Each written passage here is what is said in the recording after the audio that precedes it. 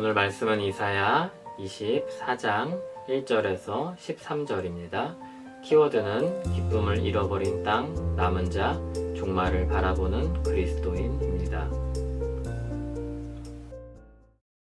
보라, 여호와께서 땅을 공허하게 하시며 황폐하게 하시며 지면을 뒤집어 엎으시고 그 주민을 흩으시리니 백성과 제사장이 같을 것이며 종과 상전이 같을 것이며 여종과 여주인이 같을 것이며 사는 자와 파는 자가 같을 것이며 빌려주는 자와 빌리는 자가 같을 것이며 이자를 받는 자와 이자를 내는 자가 같을 것이라.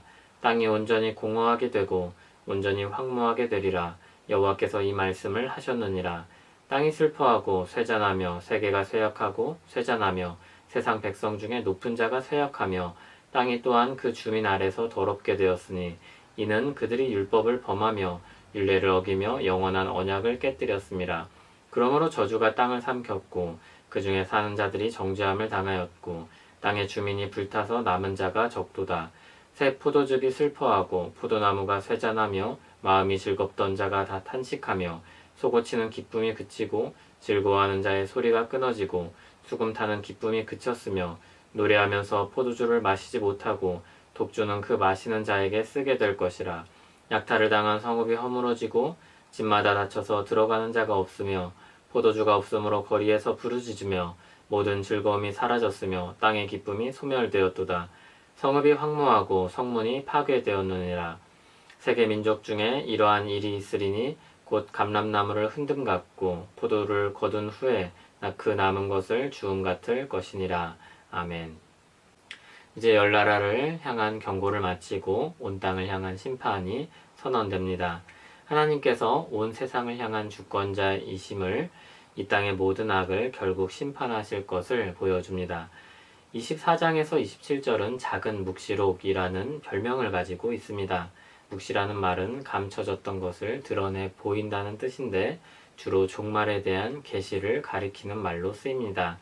24장부터 나오는 계시는 각 나라를 향한 심판에서 온 세상을 향한 최종 심판으로 나아갑니다. 하나님께서 땅을 황폐하게 하시고 그 땅에 살던 사람들을 흩어버리실 것입니다. 그 결과 모든 높아진 사람들이 떨어져 그 각 사람들이 모두 심판을 받게 될 것입니다. 2절에서 사람들이 같은 처지에 이르게 된다는 의미는 좋은 의미로 평등해진다는 뜻이 아닙니다. 모든 사람이 똑같이 하나님의 공의로 심판받을 것을 알리는 말씀입니다. 높은 사람이라고 해서 피해갈 수 없으며 낮은 사람이라고 해서 불이익을 당하지 않을 것입니다. 오직 하나님의 공의 아래 판단받을 것입니다. 그렇게 땅이 황폐하게 되고 모든 사람이 심판을 받는 이유가 무엇입니까? 땅은 죄로 인해 저주를 받았고 사람들은 하나님의 법을 떠났기 때문입니다. 하나님의 심판은 포도주의 즐거움을 잃게 만들 것입니다. 포도주는 기쁨을 상징합니다. 포도주는 축제의 분위기를 한껏 돋궈줍니다. 그러나 그런 즐거움이 모두 사라지게 될 것입니다. 7절부터 11절은 포도주가 가지고 있는 이미지를 역전시켜 더 극적인 슬픔의 분위기를 자아냅니다. 모든 즐거움이 사라지고 땅의 기쁨이 소멸될 것입니다. 그럼에도 그 가운데 남은 자가 있을 것입니다. 포도를 거둔 후에 남은 것이 있는 것처럼 남은 자들이 있을 것입니다.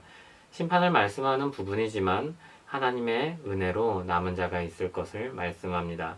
하나님의 심판은 이 세상의 완전한 멸망과 끝이 아니라 또 다른 시작을 품고 있다는 것을 우리에게 알려줍니다. 심판, 종말 이런 주제는 누구에게나 부담을 줍니다. 그리고 세상의 종말과 심판은 일상생활에서 굉장히 먼 것처럼 느껴지기도 합니다. 그러나 성경은 곳곳에서 하나님의 심판과 종말에 대해 이야기합니다. 그러므로 우리는 온 세상을 심판할 날이 반드시 온다는 사실을 잊어서는 안 됩니다. 하나님은 반드시 공의로 악을 심판하실 것입니다. 또한 심판은 우리에게 경각심을 줍니다. 경각심은 오늘 우리의 삶을 달라지게 만듭니다. 생각해 보시기 바랍니다. 내일 시험이나 면접이나 중요한 미팅이 있다면 오늘 내일을 대비하지 않겠습니까? 종말에 대한 예고는 이렇게 우리를 깨워줍니다. 예수님께서 전해주신 부자 이야기에서와 같이 하나님이 내일 내 영혼을 데려가신다면 어떻겠습니까?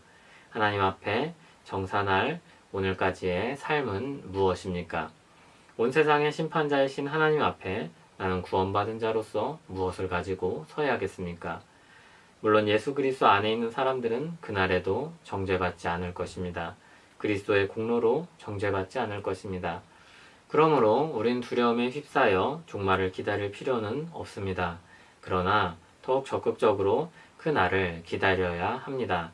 하나님이 주실 상급과 칭찬을 기대하며 이 땅에서 더욱 힘써 주를 향해 사는 것입니다. 장차 그 모든 수고와 갈망이 하나님께 인정받고 칭찬받을 것을 기대하며 오늘 더욱 박차를 가해야 합니다. 탐스럽고 맛있는 열매를 기대하며 씨앗을 심는 농부의 수고와 같은 것입니다.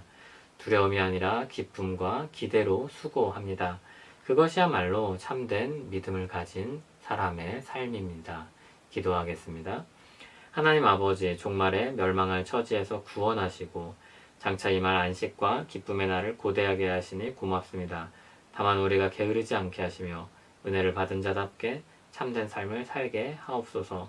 진실하고 신실한 하나님의 백성으로 살게 하옵소서. 주 예수여 오시옵소서라는 말씀이 그리스도 안에서 입술과 삶으로 고백되기를 원합니다. 예수님 이름으로 기도합니다. 아멘.